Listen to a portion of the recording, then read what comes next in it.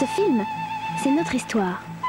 Nous sommes 10 jeunes, venus de tout pays, embarqués pour un tour du monde par les îles, à bord de Fleur de l'Empolle.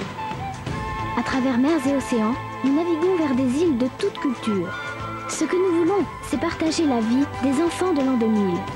Ils portent en eux des interrogations qui sont les nôtres à l'aube du 3e millénaire. Comment vivre avec la nature tout en la respectant? Comment partager entre tous les ressources de la planète? Ensemble, nous voulons imaginer un monde qui est la couleur de nos rêves. Nous avons réalisé nous-mêmes certaines séquences de ce film. C'est notre carnet de bord en images, le récit de nos découvertes.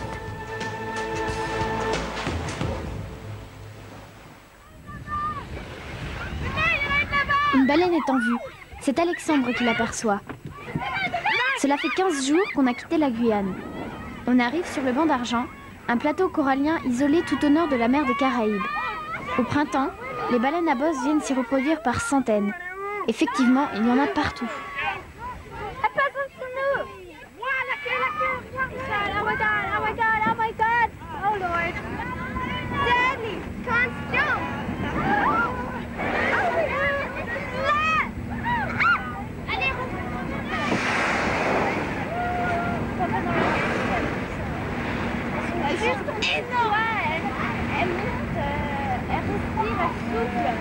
C'est vraiment des grosses bêtes, mais pourtant elles font tout leur chasse avec beaucoup de grâce. Les baleines à bosse sont aussi appelées mégaptères. Elles ont des ailerons blancs immenses, on dirait des ailes. Les plus grandes mesurent 15 mètres de long. C'est vraiment impressionnant. C'est les nageoires. Ah ouais, de rien.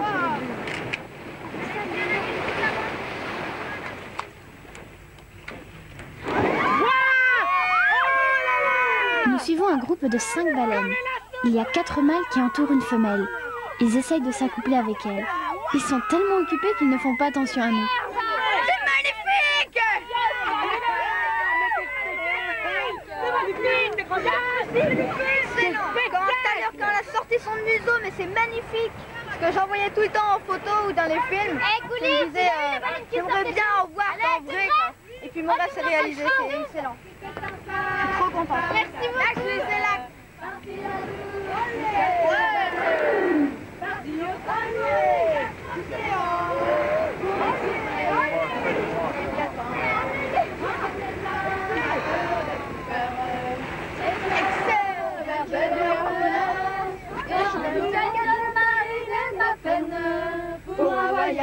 Là-bas, elle saute, là, ça éclate là-bas. Elles sont magnifiques. Il y en a deux.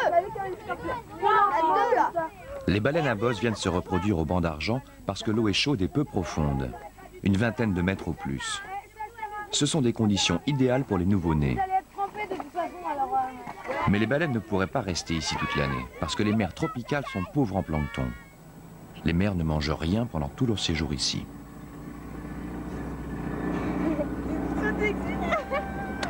Bientôt, les baleines à bosse vont entamer leur migration vers le nord, vers le Canada et le Groenland. Là-bas, les eaux sont riches en poissons, c'est la base de leur alimentation. Là.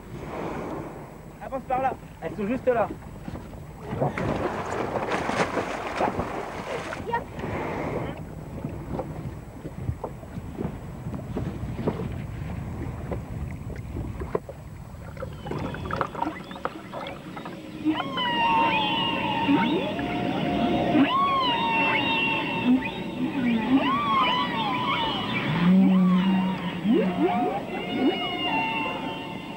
Sous l'eau, le chant des baleines est vraiment fort. J'ai l'impression qu'il transperce tout mon corps et le fait vibrer. On m'a dit que le chant des baleines peut porter à des centaines de kilomètres.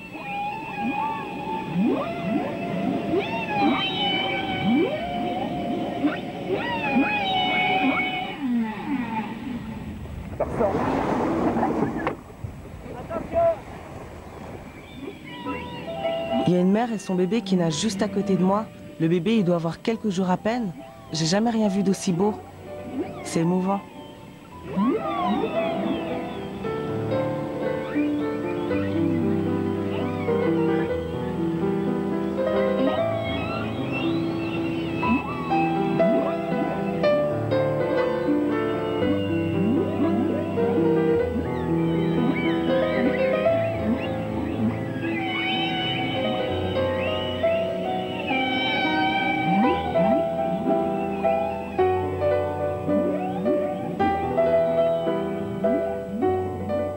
quittant le banc d'argent, nous gagnons Solki, à 2 jours de mer. Cette petite île est l'une des plus isolées des Caraïbes. C'est ce qui nous a donné envie d'y faire escale. Elle dépend de l'archipel des Turks et Caïcos. Autrefois, des centaines de grands voiliers venaient mouiller ici. Mais ce matin, Fleur de Lampol est seule devant l'île. Solki veut dire l'île du sel.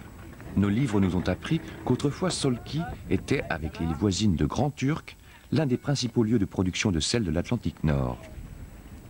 Mais les marais salants ont été abandonnés. Que reste-t-il ici? Nous allons le découvrir.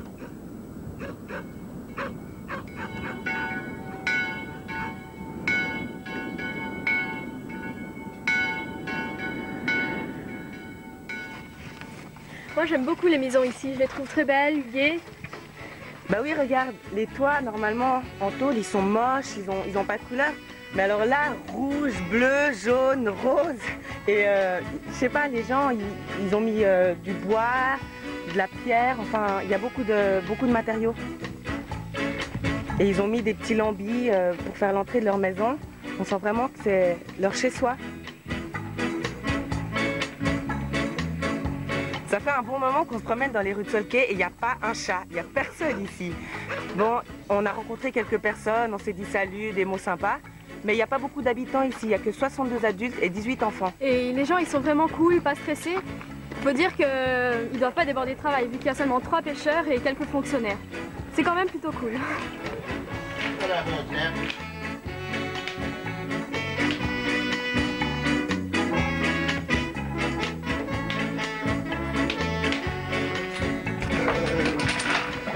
Les îles turques sont semi-indépendantes, mais elles dépendent encore beaucoup de la Grande-Bretagne.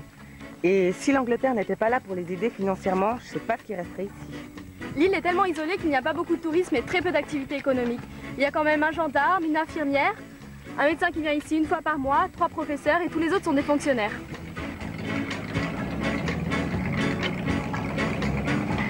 Mais les mauvaises langues nous disent qu'il y a un peu de trafic de drogue ici, alors je ne sais pas, mais ça fait depuis 500 ans que les îles turques sont une plaque tournante maritime et on ne sait pas trop ce qui arrive comme marchandises ici. Faut pas oublier que c'était un ancien repère de pirates. Ouais.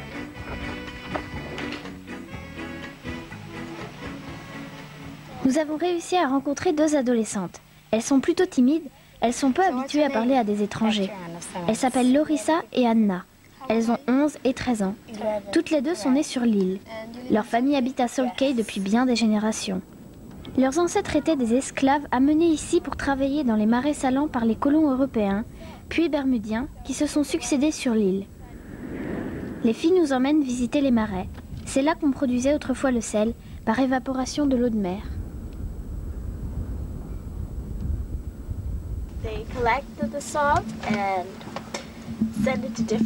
Ils récoltaient le sel ici et ils l'expédiaient dans différents pays.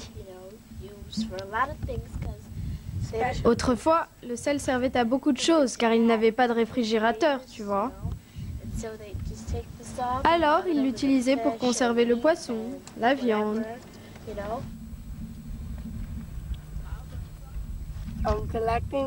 Je récolte du sel. Les gens ne l'utilisent plus maintenant. Ça ne sert plus à rien.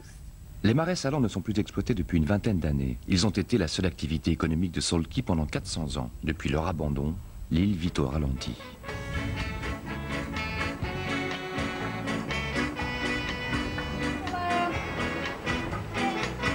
Nous avons rencontré Michelle Wells, une Américaine qui vit à Solki dans une ancienne maison des négociants de sel. Cette femme énergique pratique un métier étonnant, la récupération des épaves. Michel est passionné par l'histoire maritime des Caraïbes. Est-ce que Christophe Colomb est venu ici? C'est une bonne question. On n'en est pas vraiment certain, mais c'est très probable. À cause des courants et des vents alizés, et puis à cause de sa bonne description de ces îles, on pense que l'île voisine de Grand Turc a été l'un de ses premiers points de débarquement.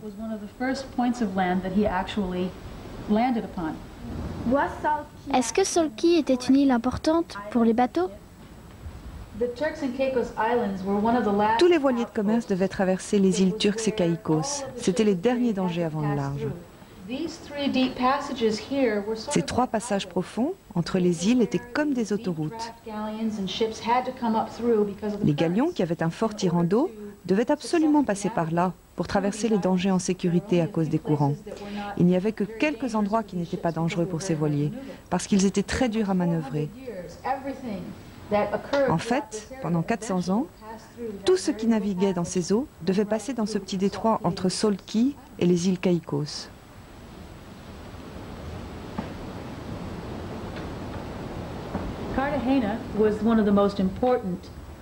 Carthagène, en Colombie, était le port le plus important pour le commerce de l'or et de l'argent des Espagnols. Les galions s'y retrouvaient chaque année avant de faire voile vers Cuba.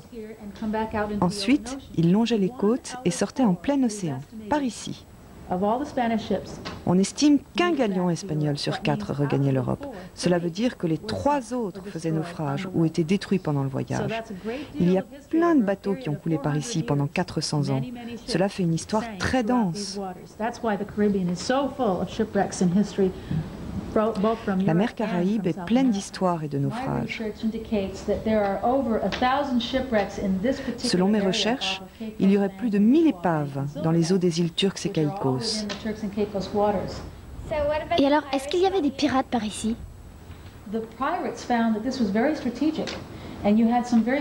Les pirates trouvaient que cet endroit était très stratégique, et vous avez des pirates célèbres qui ont vécu ici.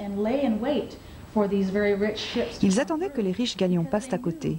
Ils savaient qu'ici, ils ne seraient pas protégés par des armées ou des bateaux de guerre. Il s'est déroulé tellement d'histoires dans cette petite région qui est finalement très isolée.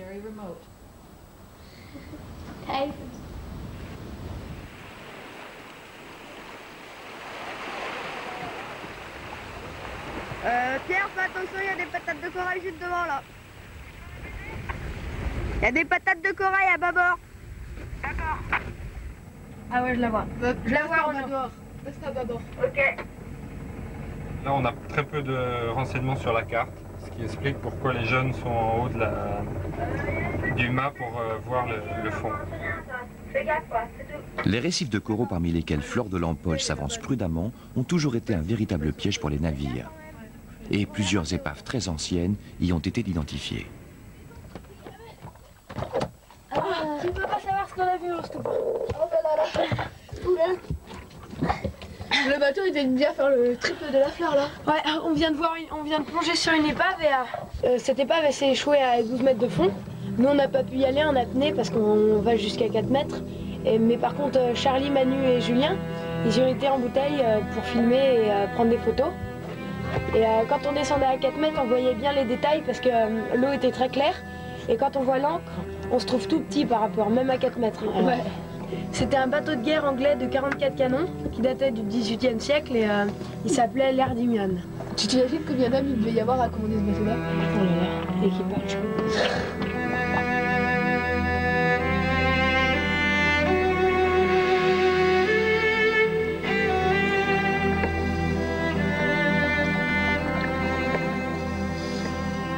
Sur cette épave, les canons sont complètement pris dans le corail, ils sont tous liés et ils sont tous entassés. Le corail a pris à lier tous les canons et si on prend un canon, ça les emporte tous quoi. Pour les hommes qui étaient à bord, ça a dû paraître atroce parce que s'échouer sur une patate comme ça, en pleine nuit sûrement. Moi j'aimerais pas m'échouer avec la Fleur parce que... Ça va faire quelque chose quand même. Ouais, surtout à 6000 de la côte. Tu peux pas rentrer à la nage là. Hein.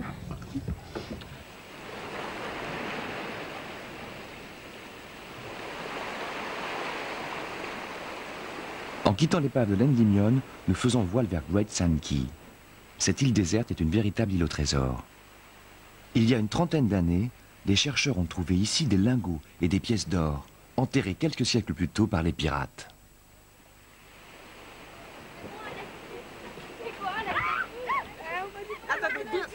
En débarquant, j'imagine les navires des pirates à l'ancre. Fleur de l'Ampolle leur ressemble. Nous aussi, nous sommes un peu des chercheurs de trésors. Aujourd'hui, Great Sand Key est une réserve naturelle. Les oiseaux de mer viennent s'y reproduire au printemps. Pour moi, le plus beau des trésors, ce sont ces paysages encore intacts. Cette nature vierge qui a été protégée par son isolement.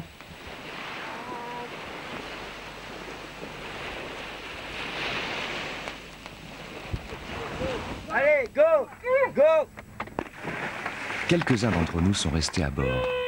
Nous allons faire notre première plongée de nuit.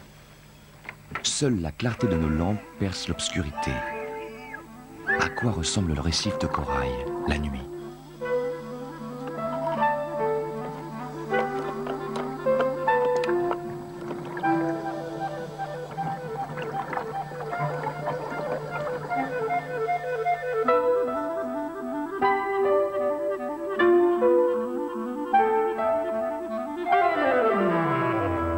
Au début, on avait un peu peur quand tu vois tous ces poissons qui se font balloter par le courant, le corail et tout. T'as plus peur, t'as plutôt envie de rester au fond et tu dois remonter parce qu'il manque de l'air. C'est plutôt la fascination qui a remplacé la peur. Et là, on a vraiment commencé à regarder le récif, le corail, comment il était et tout. On a vu un poisson coffre, il a une armature, il est assez dur. Comme ça, les autres poissons, ils peuvent pas le manger.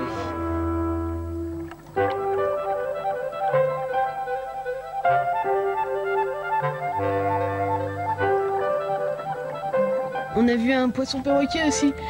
Pendant le jour, normalement, on n'arrête pas trop les suivre, on les suit 1 mètre, et puis là, ils partent. Et là, par contre, j'ai réussi à le suivre hyper longtemps avec lui. Et là, j'ai pu le regarder comment il était, les dents, tout, c'était très joli. Ah, c'était trop beau. Ah ouais. Il y avait plein de poissons qui dormaient, puis ils se faisaient bercer par le courant. Et les gars, c'était beau quand même. Ah ouais, il y en avait qui chassaient aussi. C'était trop joli. Il y avait un poisson coffre dans le fond qui était en train de dormir.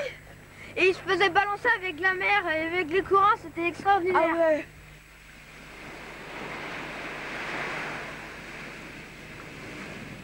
Il est quelle heure? 6 heures.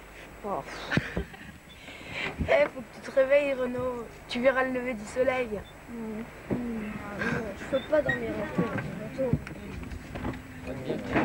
Allez, je te perds. Il y a de là? Ouais, Mais il y en a pas dans les états du placard. Bon alors qui c'est qui est de pont ce matin? Renata, bon mais vous allez y aller? Puis Béra et Pierre, vous êtes de petit déjeuner? Ouais. Vous allez faire la vaisselle? Ouais, ok. C'est parti.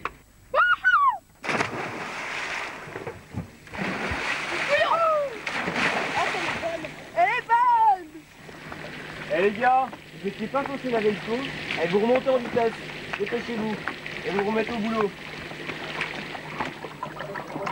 Une fois les services du matin effectués, la journée de travail peut commencer. Au programme aujourd'hui, le prélèvement d'un morceau de corail que nous désirons observer dans le laboratoire de la fleur.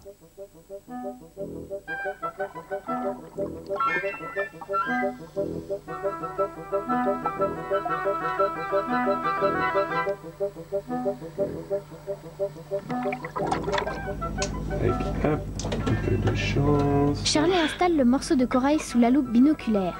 Nous allons observer ces polypes. Enfin, on va essayer. Ils sont petits ceux que vous avez récupérés. Qu'est-ce qu'il y a comme différence entre les coraux mous et les coraux durs? Effectivement, il y a 2 types de corail. Il y a les coraux durs, qu'on appelle aussi les madrépores. Ce sont ceux qui forment les récifs, tu vois, le squelette du corail. Et puis il y a les gorgones, qui sont les coraux mous qui se balancent dans le courant. Et ça, par exemple, c'est une gorgone. Son squelette est formé de petites aiguilles de calcaire, qu'on appelle des spicules. Ça lui permet d'être souple. Ah, j'en ai un en dessous, là, qu'elle est épanouie. Où ça? Faudrait que j'arrive à en trouver un à sa prestige. Ah là, ah ouais, là, on l'a bien. Les polypes de corail se sont rétractés. Ils ressemblent à de petites anémones de mer. Nous essayons d'en trouver un qui veuille bien nous montrer ses tentacules. Côté, regarde, on dirait une plante, Mais en vrai, c'est un animal. C'est un animal, oui, tout à fait. Ça ressemble à des méduses. Le corail est de la famille des méduses, curieusement. Sauf que la méduse flotte dans l'eau, alors que lui, il a un squelette calcaire. Alors regardez, celui-là, il est pas mal. Ouais, il est pas mal. Dis-tu des choses gentilles, il va peut-être s'épanouir. Et là, s'il veut pas s'ouvrir, il bouge un petit peu, non? Ouais, on a l'impression. Mais vous voyez là, on voit en fait les tentacules sont repliés dans sa petite maison. Et pourquoi est-ce qu'il a cette petite maison en calcaire? Ça lui sert d'abri parce qu'il y a plein de poissons qui bouffent le corail. En fait, le corail, c'est un vrai mur de petites bouches qui est en travers du courant, et c'est le courant qui lui amène sa nourriture, comme lui ne peut pas se déplacer. Et quand un des tentacules sent une petite proie, par exemple un petit plancton, il se rétracte et il se referme. Et comme ça rentre la nourriture dans sa cavité, qui est à la fois une bouche et un anus. Et est-ce que le corail il est ancien? On dirait qu'il a Ah oui, c'est vieux, le corail, c'est une forme de vie très ancienne qui a des centaines de milliers d'années. Et ce qui est passionnant, c'est que dans un récif de corail, tu as toute l'histoire de la vie dans la mer. Tu as les éponges, les méduses, les vers, les crustacés, les poissons qui eux sont des vertébrés, et jusqu'aux mammifères marins, parce que vous avez vu parfois, comme à Silverbank, tu as les baleines qui passent dans les récifs de corail. C'est les formes de vie les plus sophistiquées. Un récif de corail, c'est toute une chaîne d'individus différents, d'espèces différentes qui sont rassemblées, et chacune profite des autres, et chacune apporte quelque chose au récif. C'est comme un cercle. C'est un écosystème, c'est-à-dire qu'il y a un tissu de relations très complexe, très élaboré, qui unit tous ces organismes. On pourrait passer des années à plonger dans le corail, et on n'aurait jamais fini d'en faire le tour. C'est extraordinaire. Ouais. Après quelques jours à jouer les Robinson Crusoe sur l'île déserte, nous avons rejoint Salt Cay. Anna emmène Ryan et Lisa à la découverte de son île. Le cheval est le moyen le plus pratique d'explorer la partie ouest de Salt Cay, qui est inhabitée. De ce côté, on a la mer, et de ce côté, c'est tout vert. Avec le cheval, tu as vraiment le sentiment d'être dans la nature. Il n'y a pas de voiture, pas de pollution. Tout est propre. C'est excellent.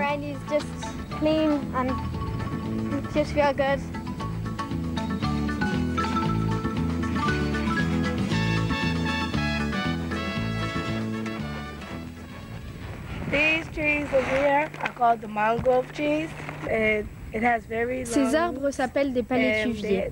Ils forment la mangrove. Il y en a avec des racines rouges, noires ou blanches. Ça, ce sont des blanches. La mangrove abrite beaucoup de poissons.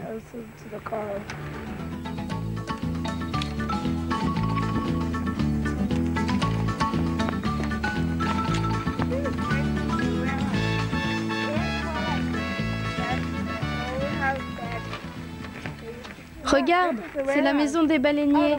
La maison des baleiniers? Autrefois, on attrapait les baleines ici. On les tirait à terre pour les vider, les découper et les manger. Tout ça dans cette maison blanche là-bas. On pêchait les baleines ici?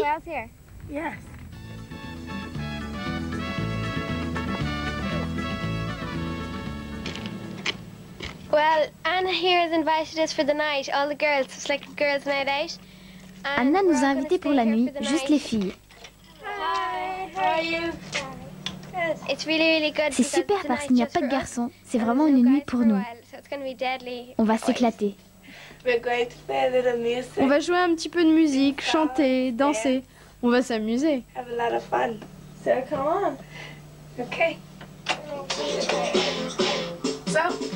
Just move. Move, just move. I can't dance. Like, I want to sleep. Okay.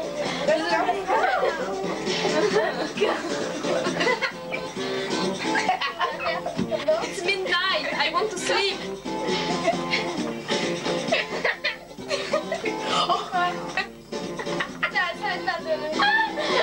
Okay, I'll cut off the light.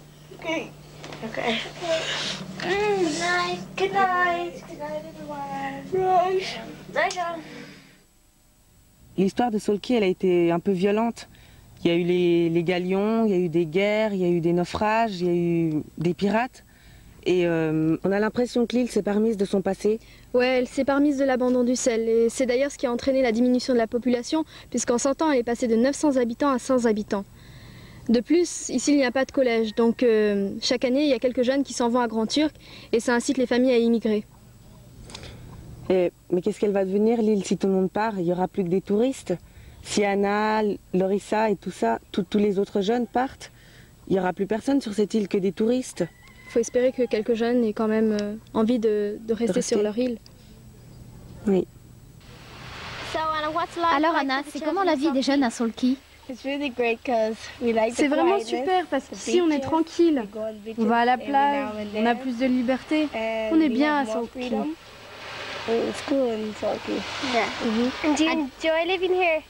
Tu aimes bien vivre ici? Oui. Et plus tard, tu voudras vivre ici? Non, parce que dans quelques années, il n'y aura plus personne ici. Pourquoi? Parce que quand les enfants vont au collège, à Grand Turc ou ailleurs, les adultes pensent qu'ils ne pourront plus assumer leurs responsabilités. Alors ils partent avec eux. Et puis c'est trop tranquille ici. Les gens ont envie d'entendre du bruit, alors ils partent sur d'autres îles. Alors, que va devenir Solki? Je ne sais pas. Comment tu vois l'avenir? Vraiment plus personne ou... Il sera comme aujourd'hui, mais sans habitants. Et tu crois qu'il y aura des touristes? Je crois que les touristes viendront et s'approprieront l'île. Où est-ce que tu veux vivre plus tard? Probablement en Amérique. Anna et Lorissa nous ont dit qu'elles voulaient émigrer. C'est leur choix, c'est leur île.